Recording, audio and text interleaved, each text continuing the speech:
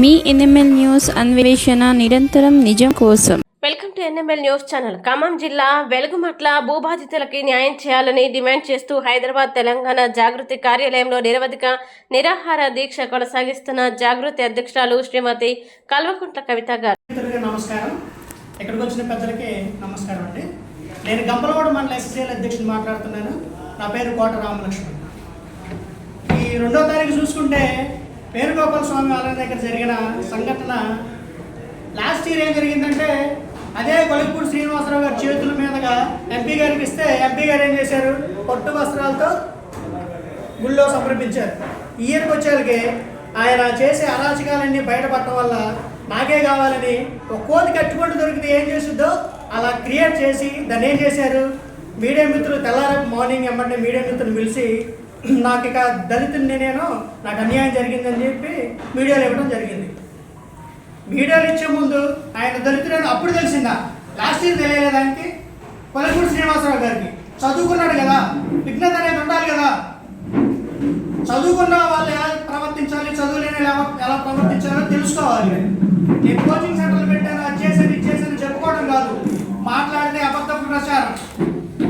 ఎలా అబద్ధం ఆడతాడంటే చేసేది ఆయనే, బయటపడితే అమ్మో నాది కాదు వాళ్ళు చేశారని చెప్తారు.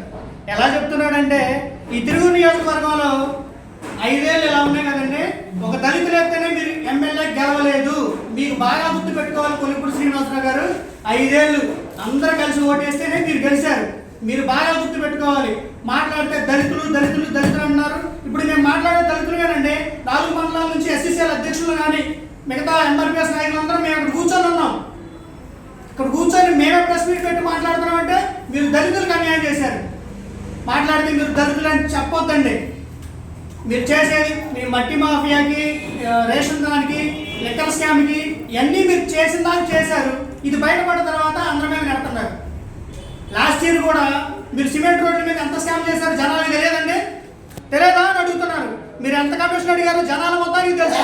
ఇది ఈరోజు బయటపడేసరికి, ఈరోజు బయటపడేసరికి దళితుడిని నేను దళితులని ట్యాగ్ లైన్ వేసుకొని మీకు మాట్లాడితే మీరు చేసేదంతా చేస్తారు. దగ్గరకు వచ్చేసరికి నేను దళితుడిని అంటారు. అగ్ర కులాలు ఉన్నారు ఎక్కడిట్లని అంటారు.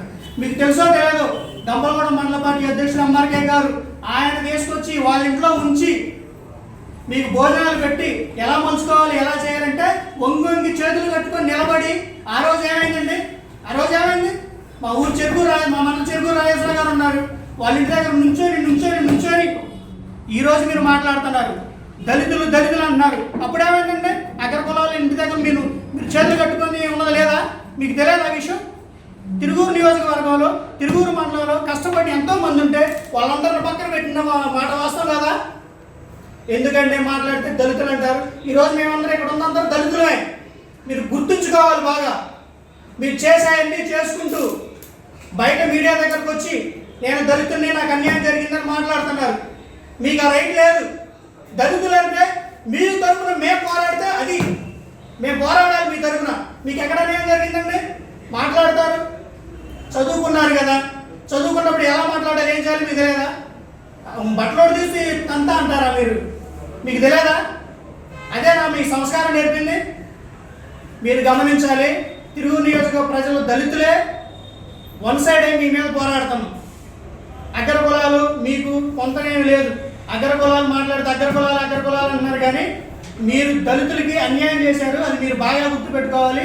ఈ విషయం మా తిరుగు నియోజకవర్గం తరఫున మా నాయకుల తరఫున మేమందరం కలిసి మందాకృష్ణ గారి దగ్గరికి తీసుకెళ్ళి మీ వ్యవహారాలు మీ విధి విధానాలు మీరు ఏం చేశారు, ఫస్ట్ నుంచి ఏం చేశారు, ఇప్పుడు ఏం చేస్తున్నారు, ప్రతిదీ మందాకృష్ణ మా దగ్గరికి తెలియజేస్తామని ఈ మీడియా ముఖంగా తెలియజేస్తున్నాం. అందరికీ నమస్కారం.